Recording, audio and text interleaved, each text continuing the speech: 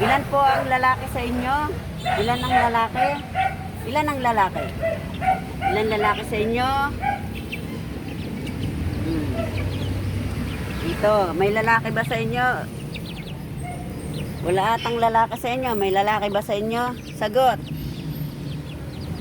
Walang lalaki. No. Sa inyo po, kita na po ang lalaki kung sino. Yan. Isa, dalawa. Parang dalawa po ang lalaki. Dito. Dito lang po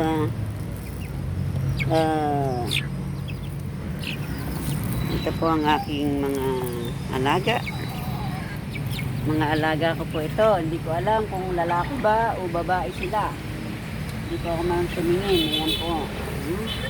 Ito naman po.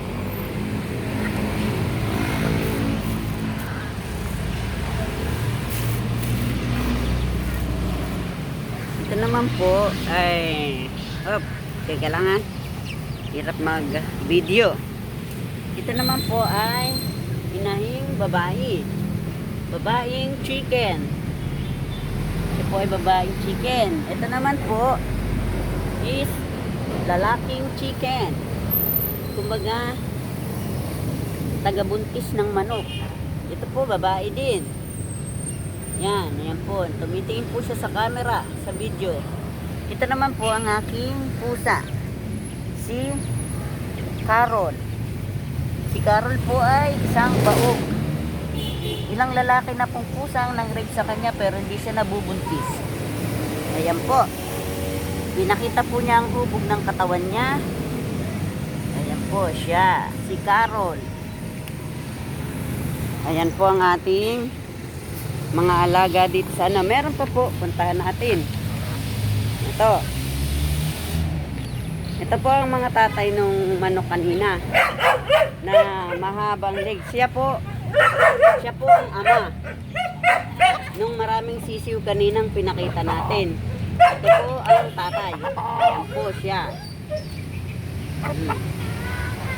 Diba? Napakakisig po niya. Napakamatipuno. Kaya po maraming babae ang nagkakarapa sa kanya paghabol. Siya po ang nilalapitan ng mga babaeng manok. Kaya po, siya po ay artistahin. Yehey! Tayo naman po ay dadako doon sa nanay ng mga sisiw. Yung isa po atang, ayun po yung isa, yung nanay, yung naggagala, ayun yun. Yun po yung nanay nung nasa kabilang kulungan. Ito po yung nanay nung black na sisiw. Siya po ang ina. Ito po kung matatanaw nyo. Ito po. Ayan po. Ang itim na babaeng manok. Ito po. Siya po. Yan. Yan po ay madaming itlog. Kaso kaunti lang ang napisa. Hindi ko po alam kung bakit ganon. Tapos yan po namang si Aubrey. Ito pong si Aubrey ay lagi pong nadito sa farm. Favorite place po niya itong farm. Yan po. Tapos po, meron din po ako ditong dalawang aso. Ito po ay hindi namin lupain. Ito pong ito po ay din sa tropa ko na inuupahan din niya. Ito po si Patras. Patras my boy. Ito po ay napulot lang namin dyan dati. Kakalat-kalat dyan sa labas. Kaya lang ay malambing. Laging lumalapit. Sana tapos ay dinidigit niya yung katawan niya sa mga hita, binti namin. Kuskusas. Mabait po siya. Ito naman po, si Magbag. Hey Magbag! Magbag! Uy! Dito na interview. Magbag! Magbago. Ang dami. Magbago. Ito po si Magbago. Yan po ay may bukol sa may ilong. Ito po, may bukol sa ilong. Yan po, ha? Yan po ay babae. Sila po ay pareho palang babae.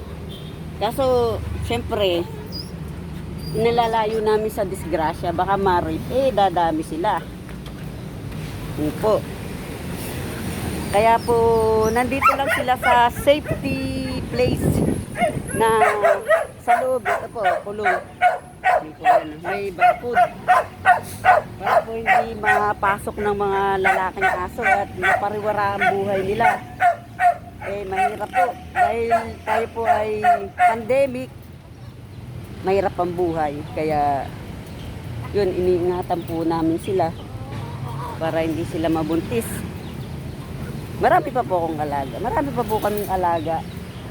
Kasi yung iba nasa loob po ng bahay. Kaya, ito po, yung pong isa dun ay aming pinatanggalan ng matris para po, siyempre, ay, yun po ay dito din sa garahe yung pusang puti. Mamaya po, papakita ko sa inyo. Okay po. Sige po, magpapakain muna ako ng mga alaga para, ingat po kayo. Bye-bye. Salamat.